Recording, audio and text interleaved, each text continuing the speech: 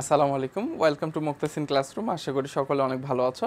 আজকে আমরা দেখব ইম্পারেটিভ সেন্টেন্সের জন্য কিভাবে ভয়েস চেঞ্জ করতে হয়। ঠিক আছে, খুবই সহজ, তোমরা অল্পতেই পারে যাবে ইনশাল্লাহ। তার আগে আমাদেরকে সাধারণ স্ট্রাকচারটা ফলো করতে হবে যে ইম্পারেটিভ সেন্টেন্সের জন্য একটা সাধারণ স্ট্রাকচার আছে, কিভাবে আমরা অ্যাক্টিভ থেকে প্যাসিভ করব। খুবই ছোট একটা স্ট্রাকচার। দেখো, যখন স্ট্রাকচারটা খেয়াল রাখবা, লেট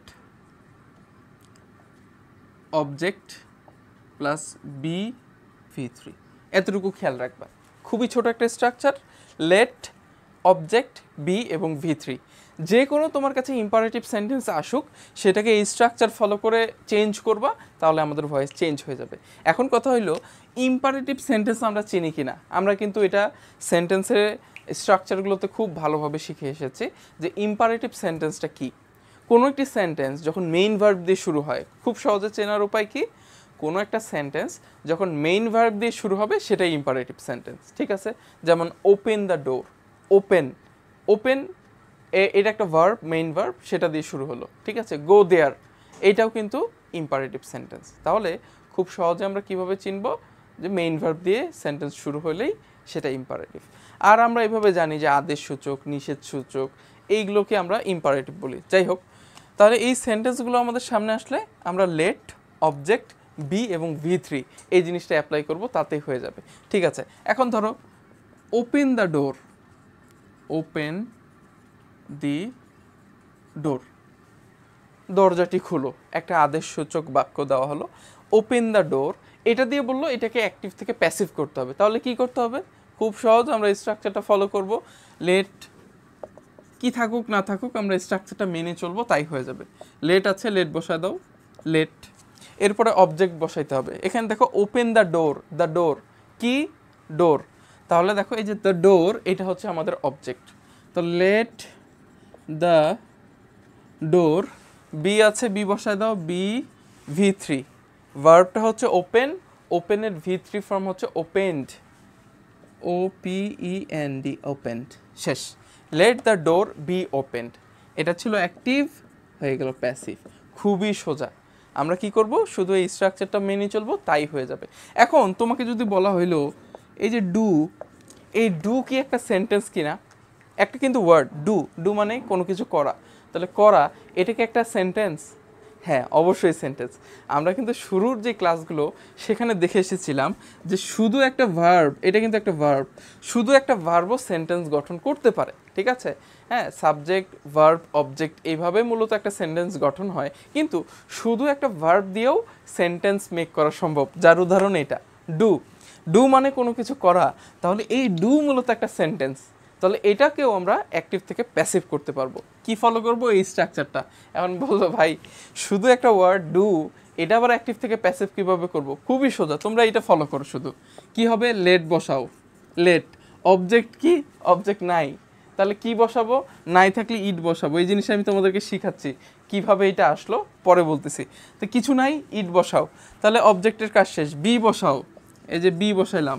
v3 ভার্বের পাস্ট পার্টিসিপল ফর্ম বসাও। এখানে ভার্বটা কি? ভার্ব হচ্ছে ডু, কোনো কিছু করা। এর v3 ফর্ম কি? ডু, ডিড, ডান। তাহলে ডু এর পাস্ট পার্টিসিপল হচ্ছে DONE, ডান। শেষ, অ্যাক্টিভ থেকে প্যাসিভ করা শেষ। তো শুধু ডু, এটা একটা সেন্টেন্স হলে এর প্যাসিভ ফর্ম হচ্ছে লেট ইট বি ডান। খুবই সোজা। এখন কথা হলো ভাই, এই যে ইট কোথা থেকে নিয়ে আসলেন? এই জিনিসটা এখন আমি তোমাদেরকে বলতেছি। যখন কোনো আমরা ইম্পারেটিভ সেন্টেন্সের জন্য অ্যাক্টিভ থেকে প্যাসিভ করব, কিন্তু আমরা এই অবজেক্ট যদি খুঁজে না পাই, তাহলে আমরা ইটকে অবজেক্ট হিসেবে ব্যবহার করব। বুঝতে পারছো? এটা তোমরা নোট করে নাও। ইম্পারেটিভ সেন্টেন্সের ক্ষেত্রে আমরা যখন অ্যাক্টিভ থেকে প্যাসিভ করব, অবজেক্ট যদি না থাকে সেন্টেন্সে, তাহলে আমরা কাকে ধরে নিব? ইটকে অবজেক্ট ধরে নিব।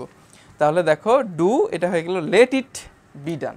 তাহলে যদি বলা হয় চেঞ্জ দ্য ভয়েস, আরেকটা সেন্টেন্স দেখো, চেঞ্জ দি ভয়েস। আমরা ভয়েস চেঞ্জ করতেছি, এটাও একটা উদাহরণ। চেঞ্জ দ্য ভয়েস, এটা অ্যাক্টিভ থেকে প্যাসিভ করতে হলে কি করতে হবে? সেম ফর্মুলা অ্যাপ্লাই করো, লেট বসাও, লেট অবজেক্ট কি? The voice, the voice, be বসাও, চেঞ্জের v3 হচ্ছে চেঞ্জড, ED, চেঞ্জ। শেষ, let the voice be change. খুবই সোজা ইম্পারেটিভ সেন্টেন্স, ঠিক আছে। এখন কথা হলো এগুলো তো সব হ্যাঁ বচক, ঠিক আছে। যদি না বচক হয়, কারণ হ্যাঁ বচক না বচক কি, ধরো এখানে এটা তো ইয়েস এবং নো দুই ধরনের শব্দ হয়। ধরো কোনো কিছু নিষেধাজ্ঞা বা নিষেধ করা হচ্ছে, আমরা জানি আদেশ নিষেধ এগুলো সবগুলো ইম্পারেটিভের মধ্যে পড়ে। তাহলে এগুলো ধরো কোনো একটা সেন্টেন্স আসলে যেটা নিষেধ করা হচ্ছে, সেই ক্ষেত্রে কিভাবে করতে হবে, একই ফর্মুলা একই স্ট্রাকচার, শুধু একটু পার্থক্যটা আমি বলি। ধরো ডোন্ট দ্য ওয়ার্ক,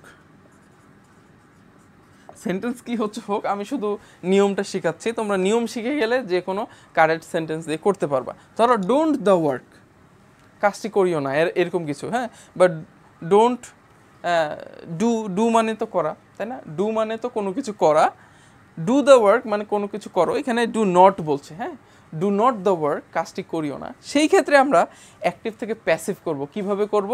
এই একইভাবে করব। দেখো প্রথমে আমাদের লেট বসবে, লেট বসায় দাও, লেট, এরপরে অবজেক্ট বসবে দ্য ওয়ার্ক, দি ওয়ার্ক, এরপর বি বসায় দাও, V3, ডু ডিড ডান, আমরা জানি, এই যে ডান বসায় দাও, শেষ।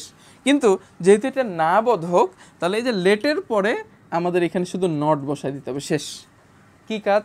একই ছিল সব কিছু, শুধু আমরা লেট এবং অবজেক্ট, অর্থাৎ যে লেট এবং অবজেক্ট এই মাঝখানে শুধু নট বসাই দেবো না বোধক হওয়ার কারণে।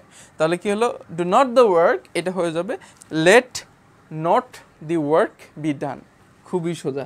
আশা করি ইম্পারেটিভ সেন্টেন্স নিয়ে অ্যাক্টিভ থেকে প্যাসিভ করা, এটা তোমাদের কাছে একেবারে সোজা মনে হবে, খুব একটা কঠিন মনে হবে না।